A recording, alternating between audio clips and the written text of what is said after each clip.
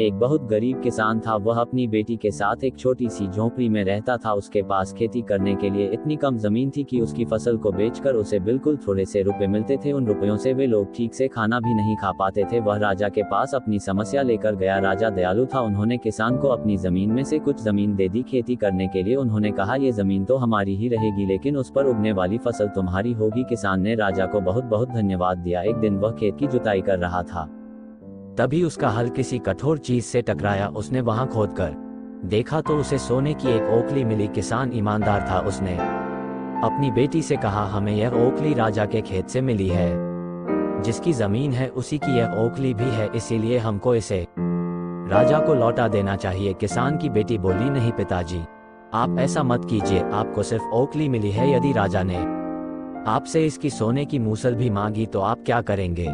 आप इस ओखली को अपने ही पास रखिए। लेकिन किसान को यह बात ठीक नहीं लगी। वो बोला, जो चीज हमें मिली ही नहीं उसे मांगने का कोई अधिकार नहीं है। वह राजा के पास ओखली लेकर पहुंचा, लेकिन दरबार में ठीक वैसा ही हुआ जैसा कि किसान की बेटी ने सोचा था। राजा ने सोचा कि किसान ने लालचवश मूसल अपने पास रख ली है। किसान बेचारा सोने की मूसल कहां से ला कर देता। नतीजा ये हुआ कि किसान को जेल में डाल दिया गया। जेल में न उसे ढंग से खाना मिलता था, न पानी। किसान को ऐसी गलती की सजा दी गई थी जो उसने की ही नहीं थी।